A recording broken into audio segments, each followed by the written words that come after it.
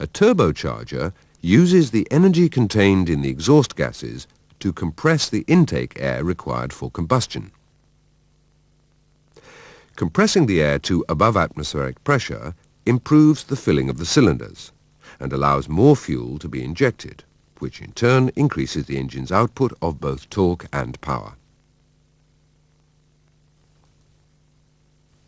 The turbocharger consists of a turbine and impeller mounted on a common shaft. The exhaust gases drive the turbine and the impeller compresses the combustion air.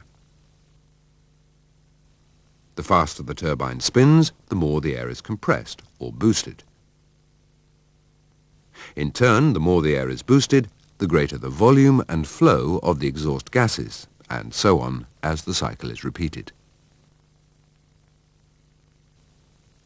The engine can withstand only a certain amount of boosting, so a control valve, known as the wastegate, is fitted.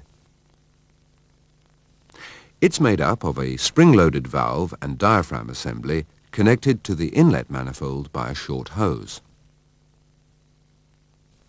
The boost pressure acts upon the diaphragm, and at a predetermined pressure, it overcomes the spring pressure and opens the wastegate. The exhaust gases can then bypass the turbine unused. The turbine subsequently slows down and the boost pressure is reduced. The reduction in pressure causes the wastegate to close and the whole cycle begins again. On some models you'll find an additional dump valve. It's a fail-safe device which opens at a pressure higher than that of the wastegate. In the unlikely event of the wastegate failing to open, it dumps the excessive boost pressure to atmosphere, so protecting the engine from possible damage. We already mentioned that to increase the engine's output, extra fuel must be provided to mix with the additional volume of air supplied by the turbocharger. The injection pumps of turbo models have a boost pressure control device. Internally, a diaphragm supported by a spring is connected via an additional linkage to the control sleeve of the high-pressure plunger. Externally, a hose joins the unit to the inlet manifold.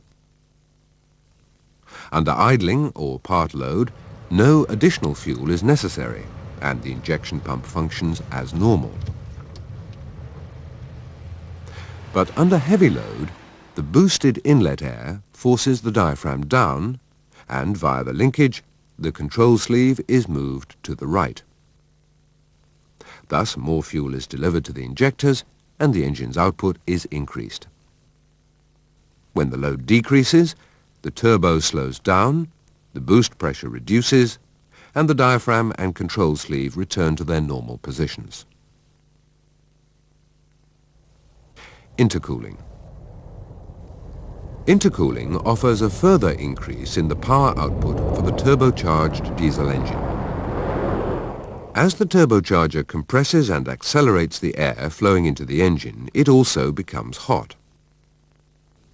Under extreme full load conditions, the air leaving the turbocharger can reach 110 degrees C before it enters the engine. By fitting an intercooler into the duct between the turbo and inlet manifold, the boosted air temperature can be lowered by as much as 50 degrees C. With the cooler air, more oxygen finds its way into the cylinders. This leads to an increased cylinder charge and thus improved power output. Cooling the air also has the advantage of reducing combustion temperatures and in turn the exhaust's NOx emissions. In construction, the intercooler is similar to a radiator. Instead of water passing through the core, though, it's the boosted air. The air is then cooled by the vehicle's normal airflow passing over the fins.